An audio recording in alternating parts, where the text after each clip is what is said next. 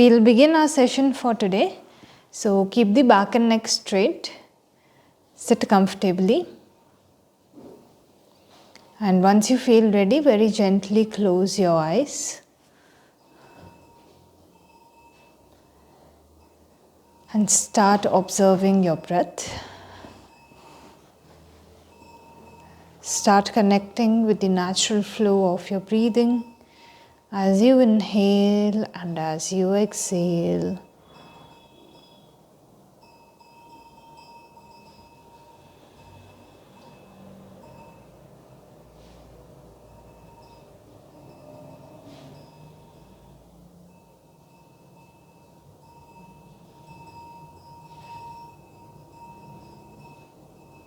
Slowly shift your attention to your body. Become aware of your posture.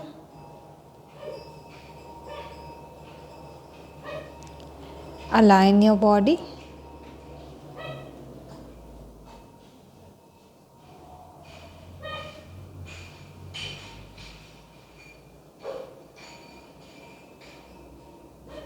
And now gently come back to your breathing. Begin to deepen the breath.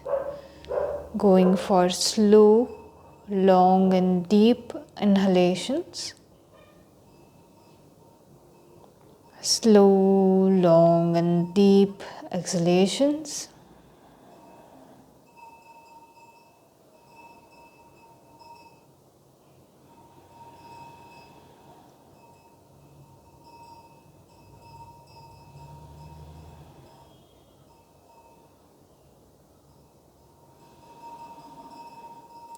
We will open today's session by chanting Om 3 times, followed by 3 Shantis. So take a deep breath in for Om.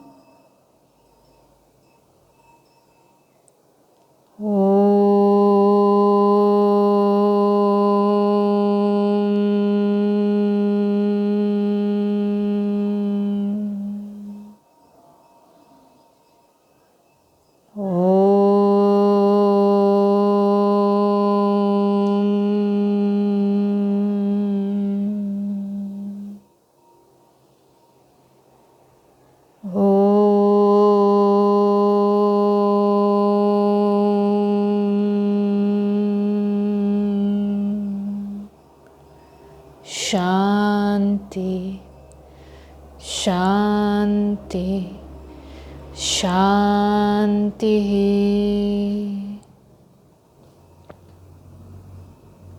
Feel the vibrations, feel the sensations.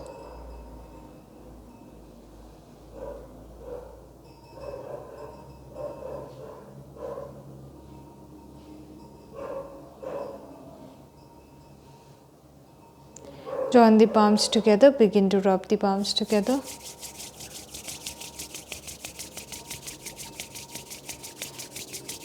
Place your palms on your eyes. Very slowly, while blinking and looking at the palms, begin to open up your eyes, coming back with a smile. Om Shanti and Namaste. Let us begin our session for today. I really hope that you are able to hear me. Are you able to hear me?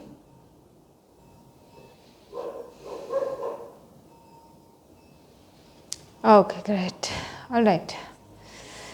So we'll start with our session for today. So today we are going to first begin with yoga philosophy and then we will step into our pranayam session. So in yoga philosophy, in the previous class, we have talked about Hatha Yoga.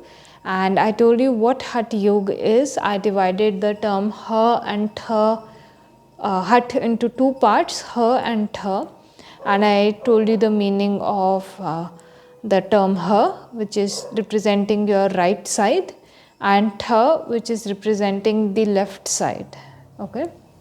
And we were going to discuss this concept more deeply. So when we talk of Hatha Yoga, we are doing the practice so that the balance can be established between the right side and the left side. Okay, balance meaning sometime during the day your right nostril becomes more active than the left nostril, right? So it has more dominance. So all the characteristics related to the right side, which are mostly active in nature, those get a push during that time.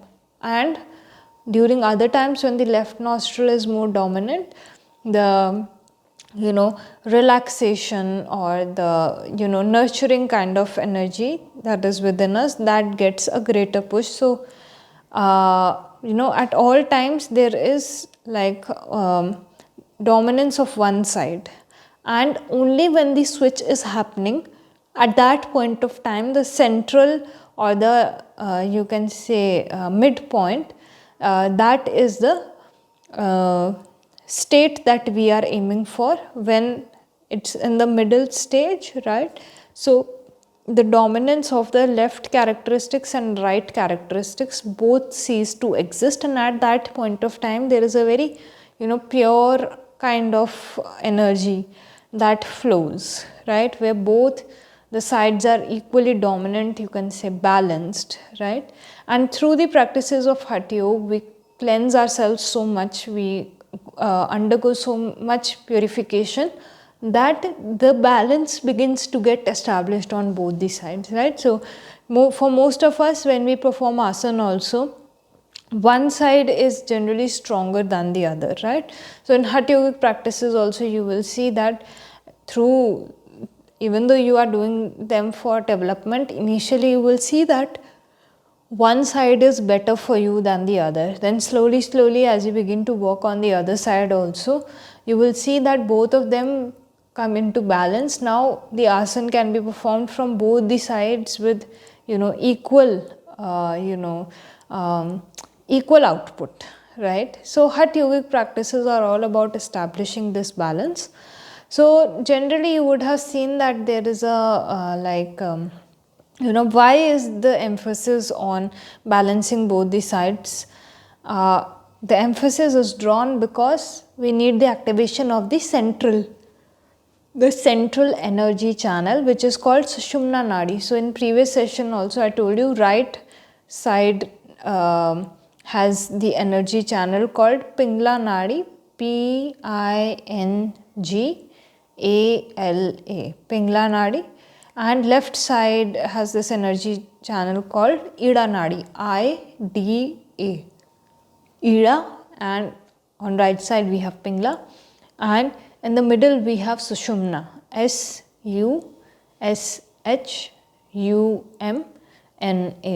Okay. So now generally what happens is, when both of these are flowing, the characteristics of one side or the other become more dominant, right? And the nostril is also connected to the opposite hemispheres of the brain. So if my right nostril is active, then my left hemisphere of the brain becomes active, and when my right nostril is active, then when my left nostril is active, then the right side of the brain or right hemisphere of the brain becomes active, right? So when the activity of both the sides are balanced, then the energy flow can go through the central energy channel, right? So you can think of that as a pipe only, right? So there are two pipes and then there is a central pipe. So I want that the water flows through the central pipe. Now in order to do that, I only have one tap, okay? So either I can plug in the right, pipe which is representing the right side, or the pipe which is representing the left side, or I can plug in the pipe for central, right? So in order to have the water flow through the central pipe, I will have to make sure that right and left, they are not plugged in at that point of time, right? So when we balance both the sides, this water begins to flow through the central, right? And the central nadi or energy channel is of a lot of importance, because the yogi aims to move the energy upward through this main energy channel. So this is one of the major energy channels of the body, and when the yogi is doing the practices, the aim of the yogi is the upward movement, right? Up movement of the energy through the central channel, right? So now you would have seen a very common diagram in homeopathy as well, right? If you are aware of homeopathic kind of treatments, or even a lot of doctors these days, they keep this very common logo where there is a straight line, right? And then there are two lines which are crisscrossing each other like this. You know, they are crisscrossing the central line. One is starting from the left side, it is crisscrossing, and the other is starting from the right side and it is crisscrossing. And at few points, all three of them are like having a junction point basically. So the central line is going on, and then because of the circle being formed, it's not exactly a circle, but because of this intersection and then crossing, there is a main point for all three of them, right? So right side, left side and central one, there is a common junction point, and this common junction point is famously known as a chakra, right? So chakra, 𝐶𝐻𝐴𝐾𝑟𝑎, right? So there are many chakras in our body in this manner, because I told you in the beginning of the classes, of pranayam classes especially, that there are so many energy channels in the body, and because there are so many energy channels, of course they are crossing paths at some point or the other, okay? But when we look from the point of view of yoga, there are three major energy channels: Pingla, Ida and Sushumna, okay? The three that we were discussing previously, right? So when these major energy channels, they cross paths and they meet at a junction point, those are the 7 main chakras of the body. So you know, starting from the base of the spine, we begin with the root chakra, and then we move up towards heart chakra, right, covering more, and then finally moving towards the third eye chakra, right, and then finally the 7th one, last chakra is there, right? So all of these are getting formed as a intersection of the three major nadis in the body, okay? Now each and every one of them, right, that is why in yoga, you know, you are told to constantly sit up straight. Why? Because the major energy channels of the body, they are situated along the spine only, right? So the major energy channels, they are believed to be placed along the spine, the spinal cord, right? And hence in yoga you will always see your teachers you know, generally say keep the spine straight, or you will see your teachers say that sit straight, you know, sit with a straight back and neck. Why?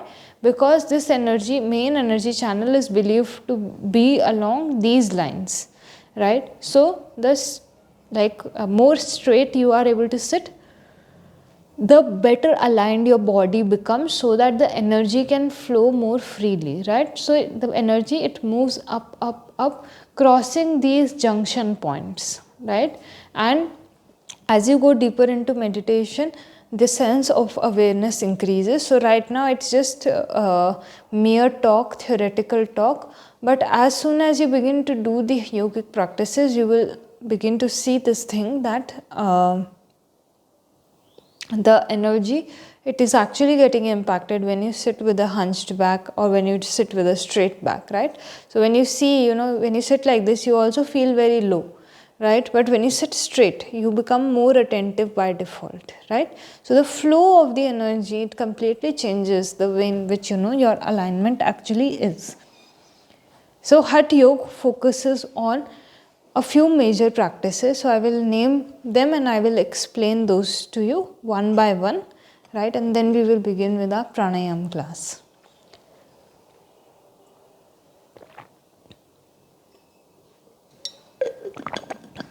Okay. So we are going to begin with the very beginning practices of Hatha Yoga. So Hatha Yoga, it believes in the, like I said, the rules and regulations, they were generating guilt in the human mind. So rules and regulations were left behind, and first the most basic thing was worked upon, which was actually the cleansing, right? So cleansing on a physical level, and of course that physical cleansing also has deeper impacts, but mostly the cleansing practices, they are associated with physical cleansing, and then the deeper impact is felt when you also as you proceed in the practices. Some of them have very deep impact as well, right? So cleansing practices are nothing, you guys know, there are 6 total cleansing practices, and you have done at least 3 of them, like 2 of them, at least 2 of them. One is your neti practice, so be it with water or with the rubber catheter, right? So those are just variations. And then the second one that you guys have done is in pranayam class only. It is known by the name of Kapalbhati, right? So these 2 are your cleansing practices which you most likely have performed because of being a part of this course, right? There are other cleansing practices also. They work upon the cleansing of different body parts. Like if I talk about the Kunjal Kriya, so it's like we drink a lot of lukewarm water, right, with some salt added to it, and then we puke that out. We do this on an empty stomach. So this is also again cleaning the upper digestive tract, the respiratory system, right? And then there are multiple practices like this. So overall 6 cleansing practices are there. Then Hatha Yoga also moves on to the practice of asana, which is the most famous form these days, right? Headstand, handstand, full split, crow pose, peacock pose. These are very, very famous poses that everybody wants to do, everybody wants to achieve. So Hatha Yoga is again including the asana practice as a way to take care of the physical body, to flush out the toxins from the physical body and to attain flexibility, right? So the lesser the toxins are, the more flexible you get, right? Then we move to the third practice, which is generally pranayam.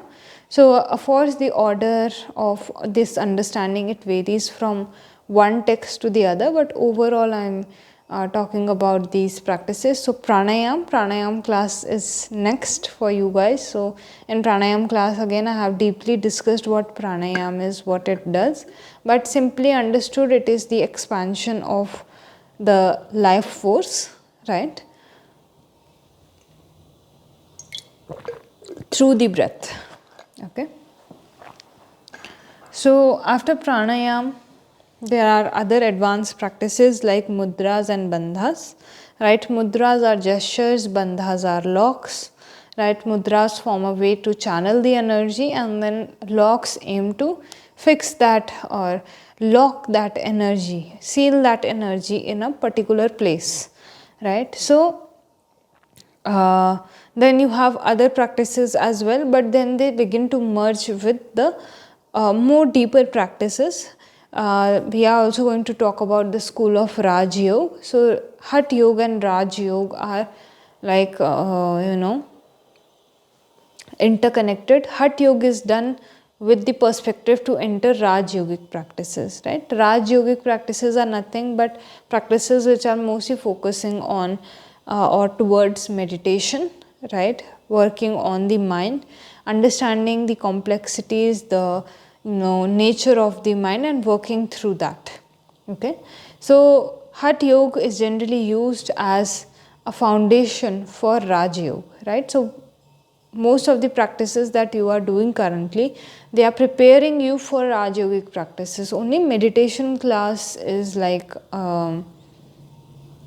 giving you a proper glimpse into what Raj Yoga is, because it's all about sitting for a long period of time, right? So don't get stuck in Hatha Yoga, because Hatha Yoga is just one part of what you are actually trying to achieve. And in Hatha Yoga also people get stuck just in asana practice or just in pranayam practice, just in bandha practice, right? So they just get stuck over there, not recognizing it is a stepping stone for a higher practice. Okay, so the target of Hatha Yoga is to aid Raj Yoga. This thing should also be clear to you. When the intention behind the practice changes, this intention that everything you are doing for finally just sitting down stably, comfortably, so that you can achieve your, you can achieve freedom from all of the sufferings of life, right? So this, when this thing changes, even when you show up on your mat, you will show up with a very different intention. Now the flexibility of your body, it's going to help you to go towards a higher goal. It is not the end point itself, right? So if you think that, oh, if I'm not able to do this asana, this is my end point, no. You are performing asana so that you achieve some stability in your body, because you need to sit for a long period of time, right? So in today's times, asana, pranayam, these practices are very they're not understood to the right point. Okay, they have been talked of, they have been introduced with a very you can say specific goal in mind, right? And you guys, when you do pranayam, you should not lose this focus, right? That I'm doing this for a greater cause. Okay, so now Hatha Yoga also, like I said, you have so many, you are in fact in your asana class, in your pranayam class, doing Hatha Yoga only. So you are being taught, either variations like Ashtanga and Vinyasa are variations of Hatha Yoga, right? Or you are being taught pranayam. So in pranayam classes, I also give you the basic practice and then I tell you about some variations that you can adopt. So there is a sourcing for this thing, right? We are not just teaching you like that only. There is a proper source for all the practices. So there are 2 books specifically that you can read if you want to understand Hatha Yoga more deeply. The first book is called Hatha Yoga Pradipika. Okay, Hatha Yoga Pradipika, which literally means light on Hatha Yoga. Okay, illuminating the path of Hatha Yoga. So you will find multiple commentaries. It's a combination of different shlokas and then you have the commentaries. So depending on how deeply you want to go into the understanding of Hatha Yoga, you can choose a particular commentary. Some commentaries are very small, some are very thick books also, which are elaborating much more on the techniques, right? So you can go ahead, read that thing to get a greater understanding. Second book is 𝐬𝐴𝐻 Samhita. Okay, 𝐬𝐻 𝐬𝐴 Samhita, SAMHITA, right? So 𝐬𝐴𝐻 Samhita. So this book again you guys can go ahead and read. Again you will find multiple commentaries on this book. So whatever commentary suits your understanding the best, you guys can go ahead and look for that commentary. Very famous book out there is by Bihar School of Yoga, right? So Bihar School of Yoga, it's a school over here. Bihar is a place in India. So the school is situated over here. So it's called Bihar School of Yoga. They have written mostly commentaries on both these texts. So you guys can go ahead, look for their commentary as well, right? So Hatha Yoga is connected to Raj Yoga. This should be very, very clear to you by the end of these classes, right? So today we are going to talk about a new pranayam in the pranayam session, right? So we are closing philosophy for now and we are moving towards the pranayam practices. So pranayam, in previous class we have covered Surya Bhedan pranayam, and I told you Surya Bhedan is a heating practice. Once you do Surya Bhedan, the body temperature, if it was at a particular level, it will rise up from there. Okay, and today the practice that we are going to do is called Bhastrika pranayam. So BHASTRIKA, Bhastrika.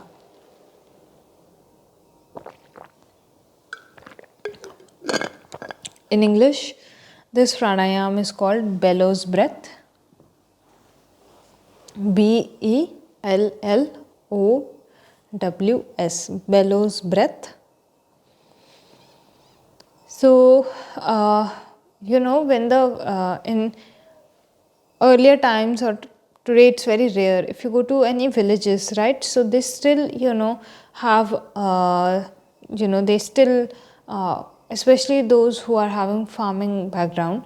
So what they do is actually they have they cut wood and they burn the fire in their house, right. So now when they burn the fire in the house, right, after some time you will see that the wood is warm, it is burning from within, but the fire isn't visible outside because oxygen falls less, right. So you will see that the people in the village, they have this long pipe like thing which is called a bellow, right, and they blow in some air, they angle it very specifically and they blow in the air so that the fire, it can get ample oxygen, and then the fire which is burning inside the wood, it comes back up, right. So like the fire that we generally see, we are used to seeing, right. So now when we place that pipe at that specific location, we have to blow the air also with a particular technique,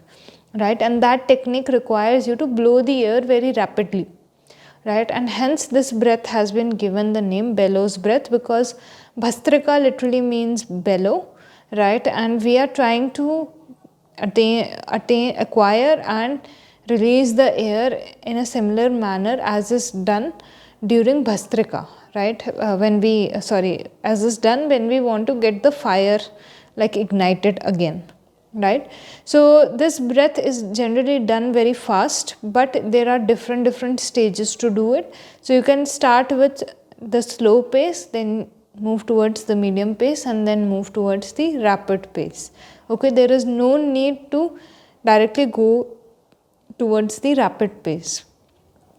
When bhastrika is demonstrated, generally the rapid pace is only demonstrated. So people, they just try to mimic what is being demonstrated to them, right. So they, because they are currently not practitioners, and then they push themselves so like into such an like intense kind of practice, they immediately see the difference, some of them showing up in the form of side effects, and then they get scared of the practice in itself, right. So don't make this mistake. Again, you have to go at your own pace. You have to allow each and every breath to enter the system properly and exit the system properly. Once you get the technique correct, you can always increase your pace, but in the beginning always try to go for a slow or a medium pace, right. So I will also demonstrate the medium pace of the practice. How is the practice done? Bhastrika, in Bhastrika you have to inhale and exhale with conscious effort, right. So in Kapalbhati practice, we had just made the exhalation active. Now we are going to make both the inhalation and the exhalation active. In Kapalbhati, when we made the exhalation active, we used to exhale out by contracting the abdomen. Here, when we are making the inhalation and exhalation active, we are actually going for chest breathing. Okay, so my chest will move in and out, and then I am going to do Bhastrika. Bhastrika is done generally as a combination of the active inhalations and exhalations, right. So 10 to 15 to 20 rounds, however much is suitable for you. And then at the last round, we go for one practice of Surya Bhedan or right nostril breathing. So in previous class, we have actually done right nostril breathing. If you are unaware, all we have to do is with the right hand, we have to form the preferable mudra. We have to close the left nostril, inhale through the right side, and after I inhale, I will close the right nostril, exhale through the left side. So this is one round of Surya Bhedan. So after doing Bhastrika, we go for one round of Surya Bhedan and then we suspend the practice. Okay. Now Bhastrika, because it is such an intense practice, it can be done incorrectly. So what are the indications that you are doing the practice incorrectly? First thing, if you face any kind of excessive sweating, right, excessive shaking in the body, this means vomiting sensation. If you are feeling dizzy, these are all indicators, right, means that you are not doing the practice correctly, right. Why? Because Bhastrika is quite a fast practice, and if you don't do it correctly, it will show up in the forms of some side effects, and these are those side effects, right? So if you feel vomiting sensation, if you feel dizziness, or as if you are going to just fall, right, means that Bhastrika is not done properly, right? So you have to be careful, go slow, but perfect the practice first. Okay, so let's come to the discussion of who should and who shouldn't practice Bhastrika, right? So generally this is, as you know, it's a rigorous practice. So heart patients, high BP patients, anyone who is having Pitta disorder, right, because this is increasing, again, Bhastrika is such an intense practice that it increases the heat in the body, right? So if somebody is having any heat related issues, then Bhastrika is probably going to aggravate that. Okay, then so heart patients, high BP patients, vertigo, stroke, gastric ulcers, hernia, these are some conditions in which you should not practice Bhastrika at all. Okay, so you have to be very, very careful while doing Bhastrika. It is not a practice for everyone. Okay. In case of respiratory disorders, you have to practice under the guidance of a competent teacher only. Otherwise, no need to practice. You can suspend the practice altogether. Let me demonstrate the practice one time, and then I will share the benefits of this practice. So we sit comfortably and we deepen our breath first. So we'll take a few deep breaths first so that the breathing gets prepared.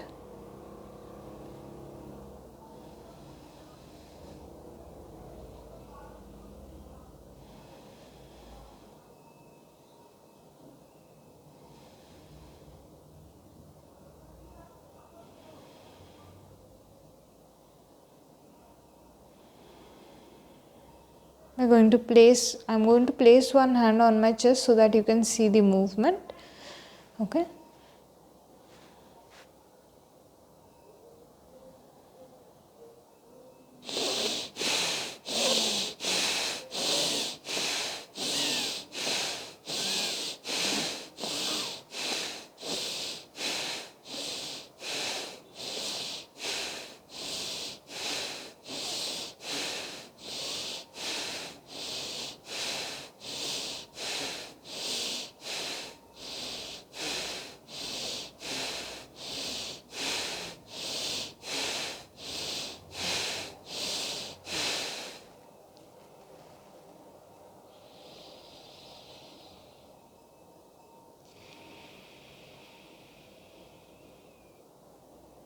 Okay, so this was Bhastrika at a medium pace. You can go faster than this, and you can even go slower than this.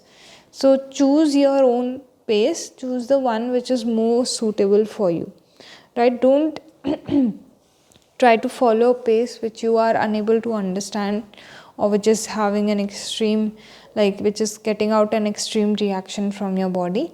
It's very important that during Bhastrika you keep your face relaxed, you keep your body stable, because it's a rigorous practice. The body does tend to move, right? So you don't have to go into excessive movement when it comes to the practice of Bhastrika. Let's discuss the benefits for a little bit, and then we will go into the practice directly.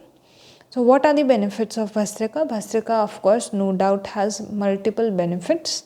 In 𝐓𝐞𝐴 it has been written that it balances out all the three doshas, right? The three doshas that you have, all of them get balanced out with the practice of Bhastrika Pranayam, right?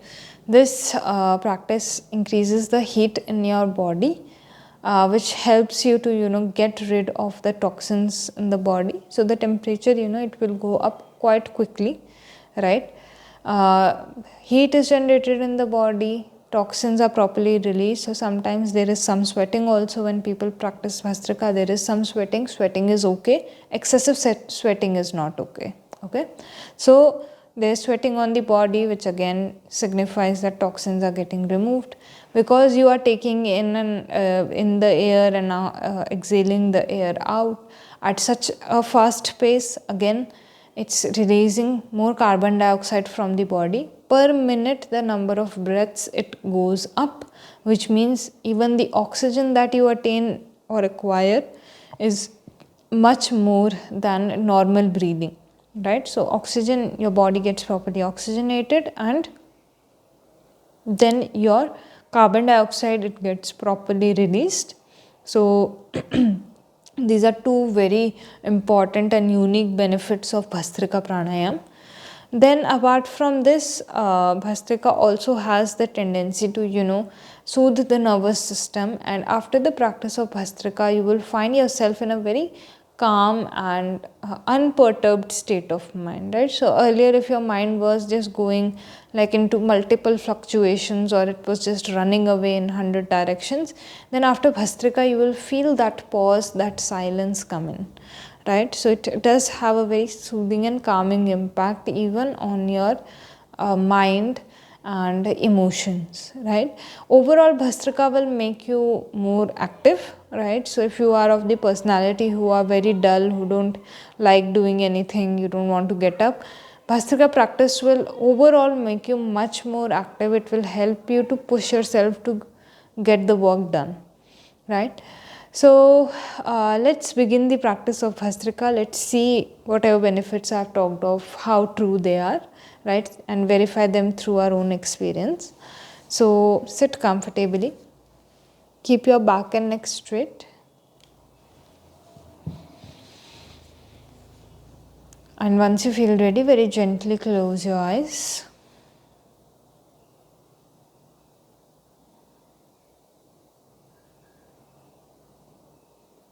Start observing your breath.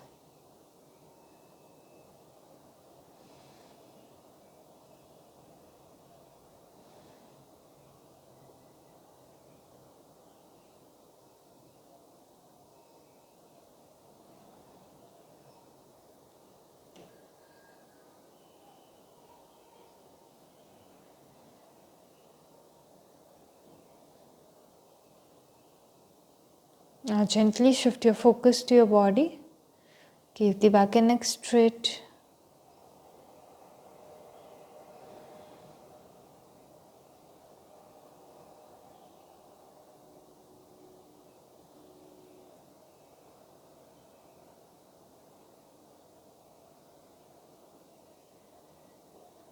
Gently come back to your breathing and begin to inhale and exhale more deeply.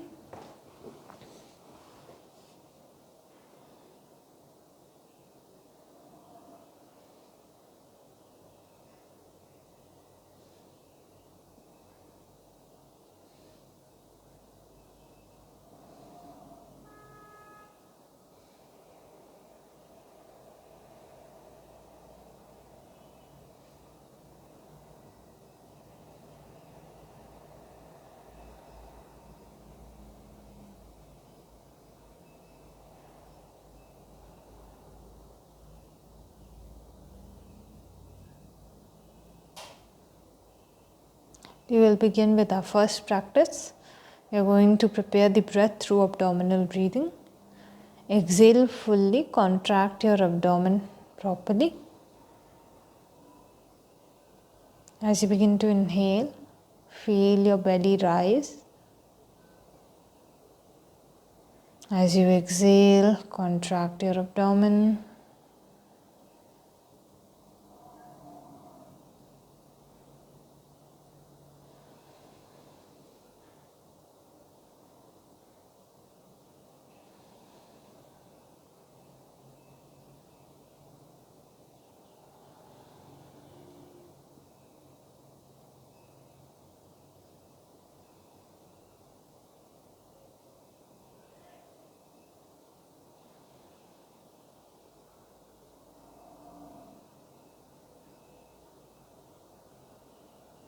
Just feel the abdomen rise and contract.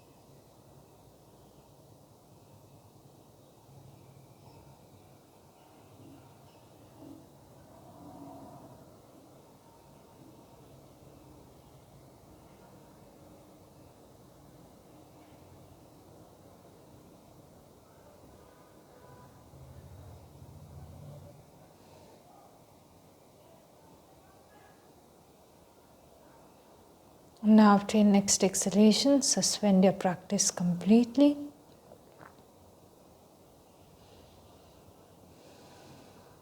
Feel the changes.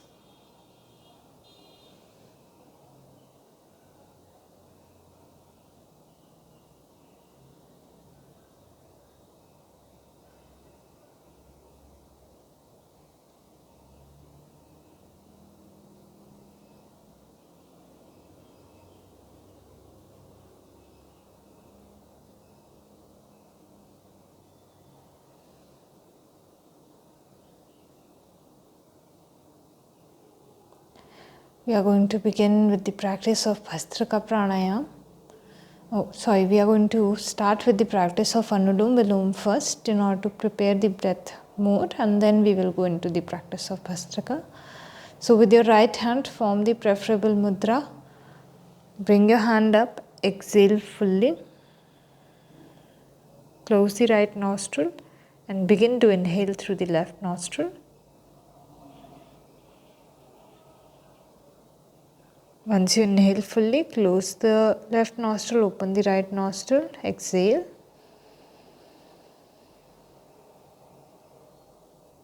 Again, inhale through the right nostril.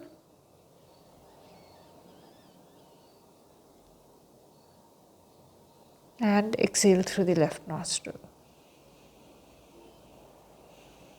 This is one round. Continue your practice like this for a few more cycles.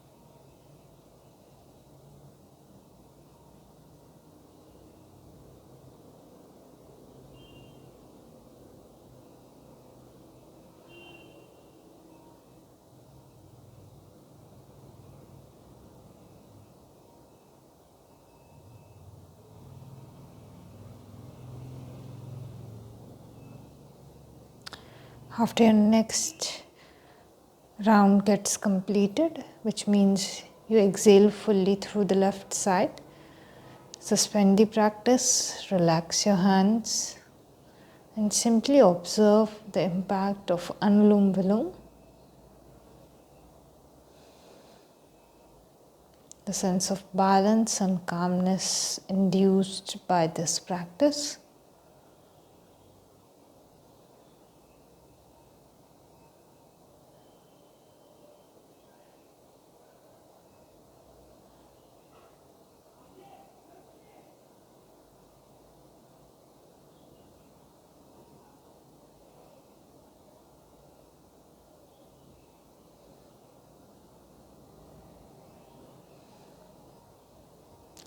Keep your back and neck straight and prepare yourself for the practice of Bhastrika Pranayama.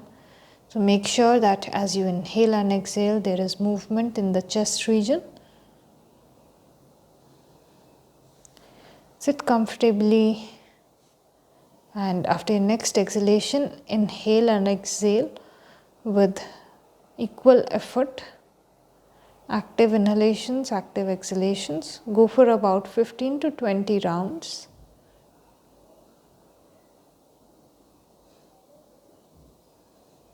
Go at your own pace. You can choose the slow or the medium pace.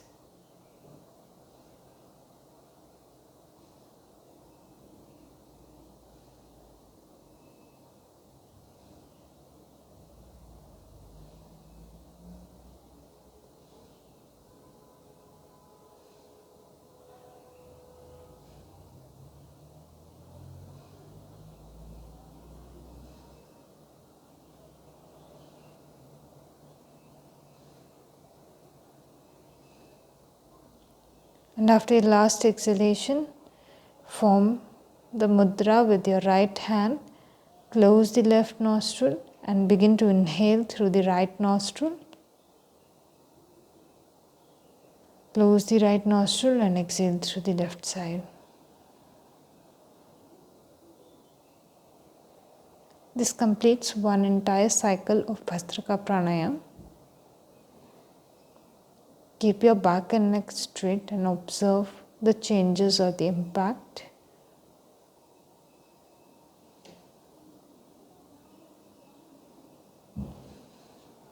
If at any point of time you feel uncomfortable or dizzy, completely suspend your practice.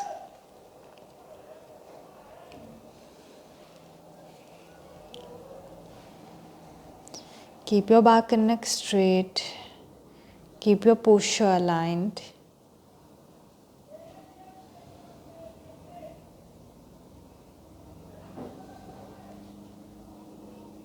And we are going to begin with one more round of Bhastrika, anywhere between 15 to 20 rounds.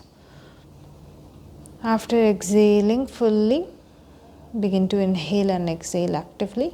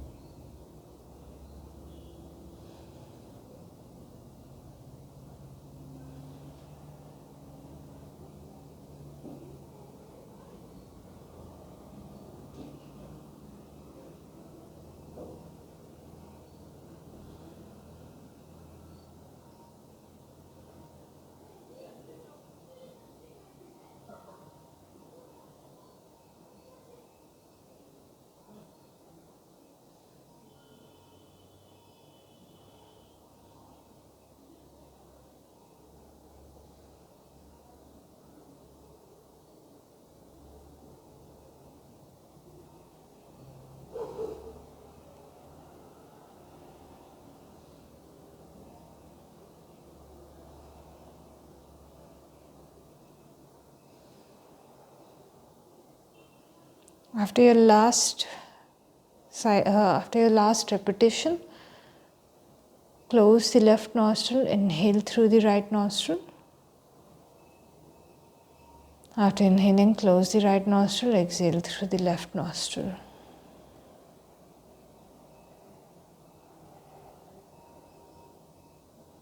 And relax your hand, keep the back and neck straight, eyes gently closed, just feel the changes after the practice of Bhastrika.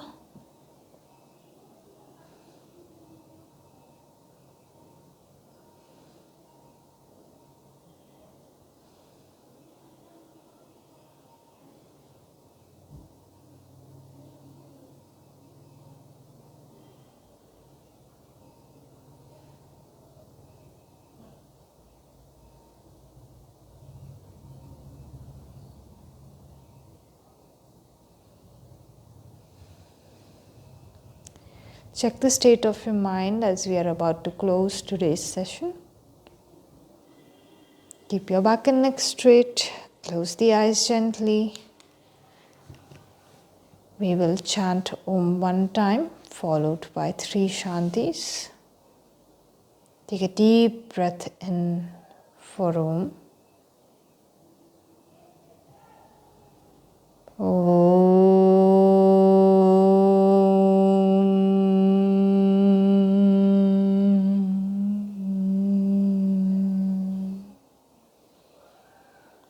Shanti, Shanti, Shanti. Dehi.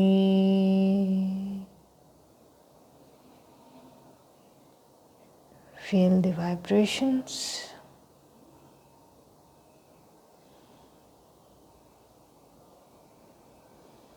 Join the palms together, gently bow down.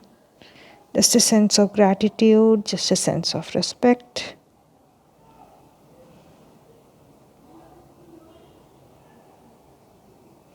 Begin to rub both your palms together.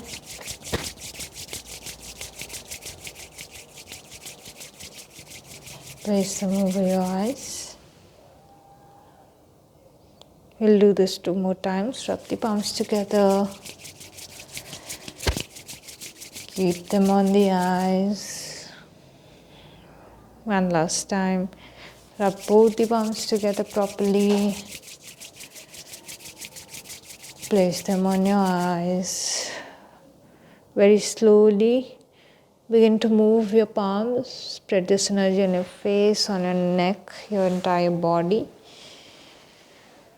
And when you feel ready, while looking down and blinking, open up the eyes.